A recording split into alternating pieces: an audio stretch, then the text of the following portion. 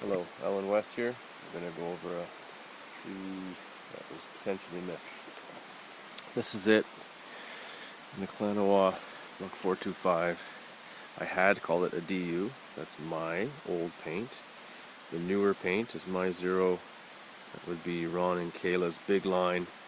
And what I measured, as you could see in the pictures, to be the actual 1.3, which made this tree quite a bit out. Okay, here we are, plot center, 1-11, that's what it looks like. Stick with a double labeled, 2 in a tree labeled, not the best place for you, of course. This is tree 3, the hemlock that they called 1-2 for knots. Of course no trees that small are clear. Tree 2 is there. Second log they called 2. I said 5 because that big one is right at 10 meters. Definitely 3/4 have knots. And this is tree 1 that I called not code 5-5 and they called not code 5-2. Meaning the second log is half clear. I think that's definitely not the case. This one also has an obvious dead top. Tree 2 also has an obvious dead top. Neither were called. So I'm glad I came. Right there is that windfall with all the pictures and video that was measured as in is actually out by 12 centimeters. And this one here is the one I did legitimately miss. No excuse, should have seen it. It happened. It's right there. And it goes way out over the creek. So, that was plot 1-11 in Klanawa 763-425. As you could see, one windfall was missed by myself, and the other windfall was measured by myself to be out by 12 centimeters.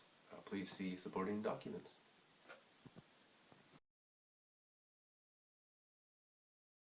Here we are at plot 10.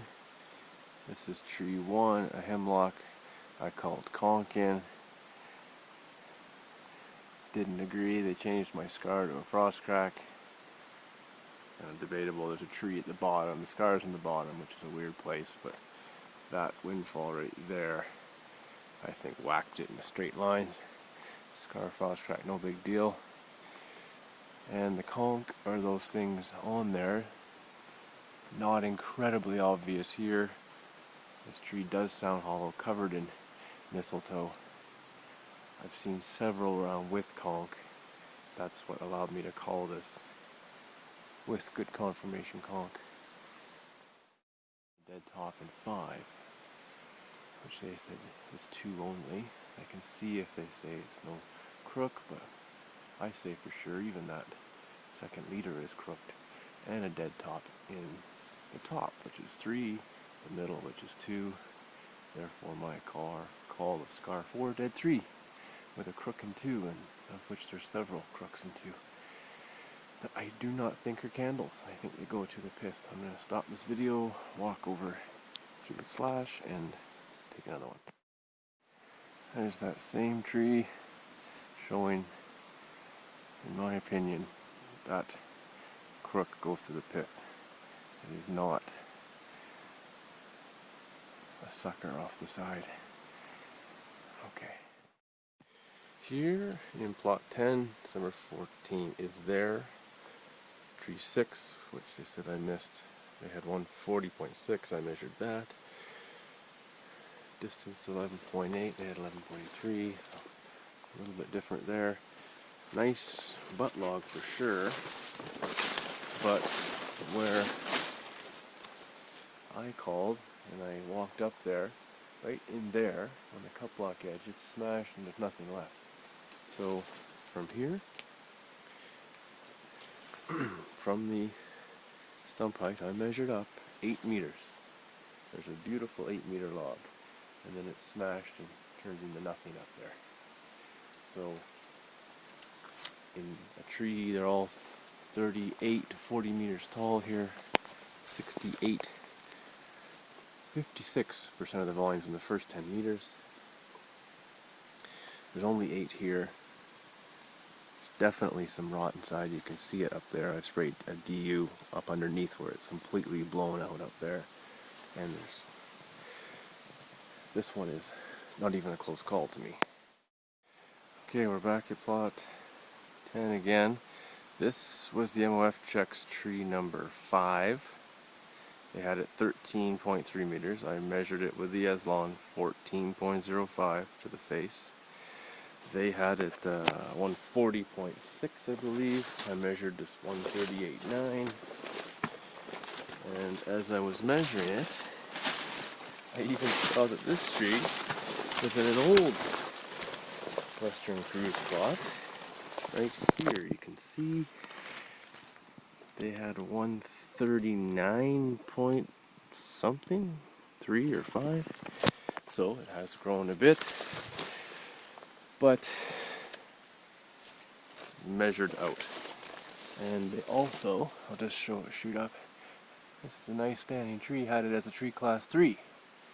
And it's not.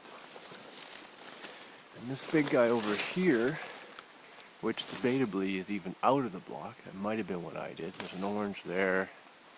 There's an orange there. So it's pretty much exactly on the line. Definitely debatable trees.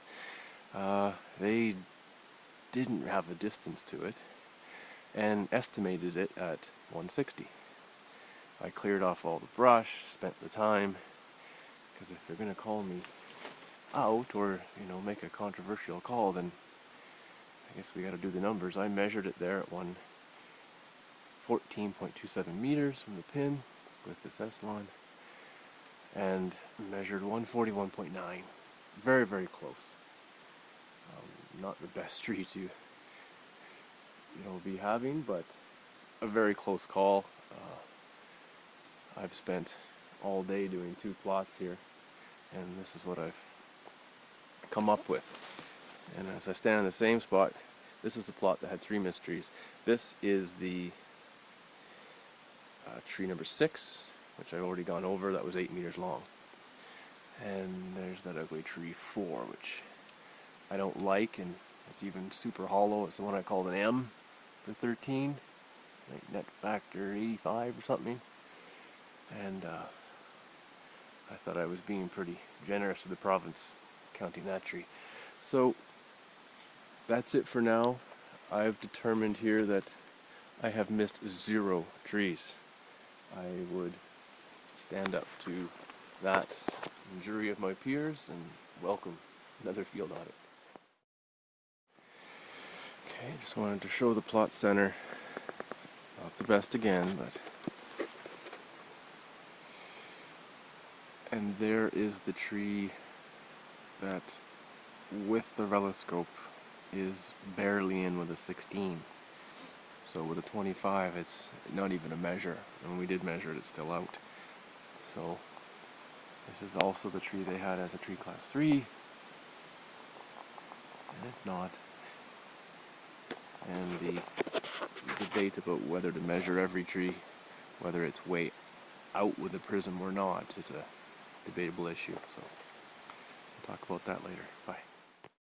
This is tree 3 in plot 10 in the Klanawa, and just an example of a scar that I called originally and Ron said was not a scar. We found it on the revisit, looked at it, everyone agreed it was a scar. It had all 3 categories: exposed wood, healing material, weathered wood, and took a picture of it because Ron says it's not. And 50% fucking sound. 50% fucking sound. 50% fucking sound. I had enough of this. This is getting to be ridiculous. There is next to no rot in this tree. It's 17 meters long to a break. It was estimated at 35-ish to 40 meters tall. It's 75-ish percent, 80% sound. It's a tallyable tree. We still haven't looked inside. We have chopped a bit of the top of the tree here, just to give me some kind of benefit of the doubt. If we just look inside the tree where I did, because 100% sound is absolutely not correct.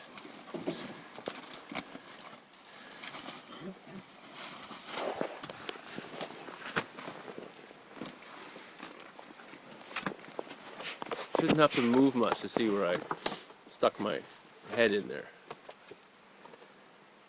You are recording right now? Right now, yeah.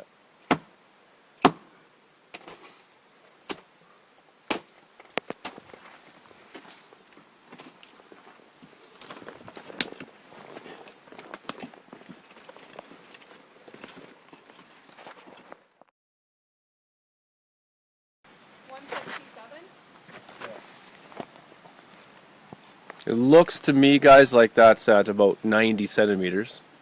Well, I measured it at 1.3. Ah. Right on this line.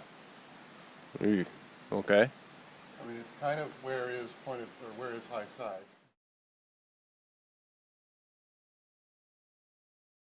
I mean, it's kind of where is pointed, or where is high side.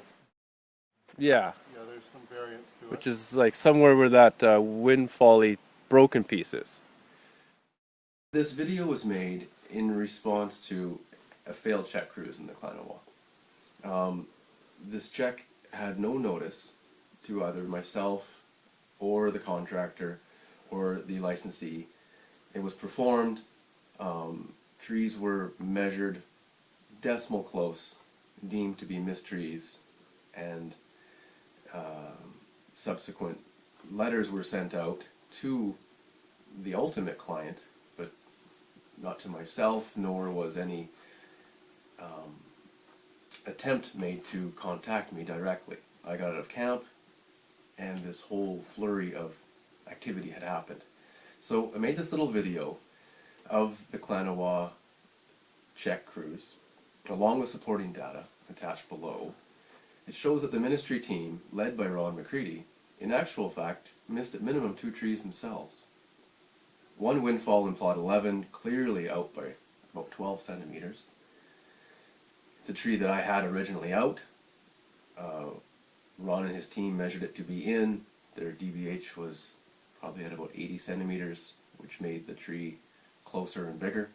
It was definitely an out tree. Therefore, this is a missed tree by Ron.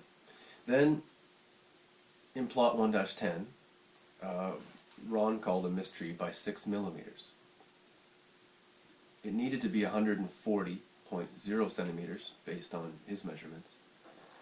And when I say his and Ron, I mean the team, but Ron's name were on the cards as the cruiser, so I'm only mentioning the one. We generally don't bring the Compass people into this discussion.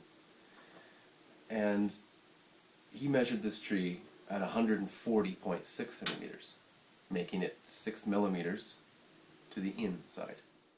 But this was with his measurement from a moved by him plot center.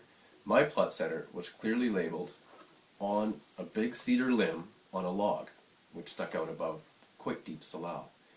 Ron extended the line of this branch through the log and into the ground, which would be fine if it wasn't on that bit of an angle, and my plot center, had I been on site, they're always right between the 2 knots. It would have been fine, but he ended up moving the plot center 70 centimeters closer to this tree in question. And it is still out by my measurements. And it's, with that 70 centimeter move, he has it in by 6 millimeters. So this is also the tree that is borderline with a 16 bath prism, definitely out with a 25 bath, not even a borderline, not even a measure. But when measured, it's clearly out by measurements from plot center, and 6 millimeters in from his plot center of 70 centimeters closer. This is very questionable, should not have been a missed tree. It wouldn't have been if I was on site. It shouldn't hit the field like that. At best, it's very questionable. 2 other trees in the same plot were a windfall that I had sprayed as dead useless, had tallied it as 45% sound, therefore no tally, and Ron did his measurements and tallied it to be 60% sound. That's very questionable, at least. He didn't end up going right underneath and look at the internal decay. Did chop the top. There's lots of video earlier about that particular tree where he got quite upset and chopping the top, and I asked him to look, and he never did end up going under there. And the third was this tree 7, which was a big cedar windfall that he had an estimated diameter and a distance to, called it a mist tree, tree 7. I actually measured it, and it was in fact out. Now, to have a mist tree estimated, both distance and diameter, is incredibly questionable at best. So, in summary, from those 2 plots that were visited on a check, there's 7 plots in that block, and about 30 plots in the actual cutting permit. Only 2 were visited. What I have found from my remeasurements and revisit, and subsequent revisit at the Forest Service, is only 1 tree was clearly missed, and there's no excuse, it just plain was, but we're allowed to miss 1. The other ones, I think not only are they incredibly questionable, they are in fact not missed. So it would appear to me that I've missed 1 tree, and of the 4 more that the Forest Service found, they have missed 2 definitely, and 2 more questionables that I would say should go either way, but in this case, having 2 missed trees on a 2-plot check, that doesn't meet requirements. There was no notice. I was not in attendance. They did not have my cruise cards. And I have found they have missed 2 trees. Therefore, the check cruise should fail. That's it for the Klanawa.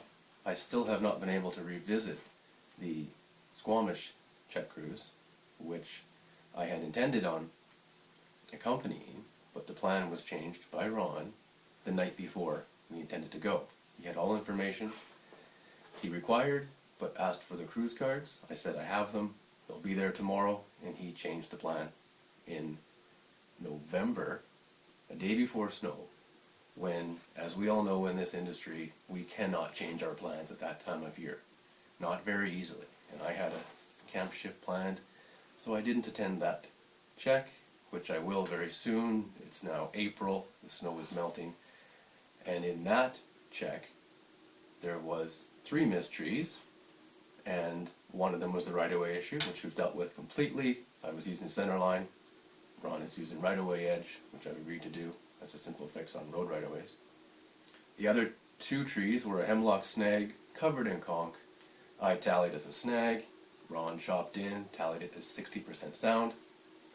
That's getting very questionable. Another was a cedar windfall. I had tallied at 60% sound and a tree. He tallied it at 45% sound. No tally, missed tree. I still have yet to go see those for myself, and I will very soon. Thank you.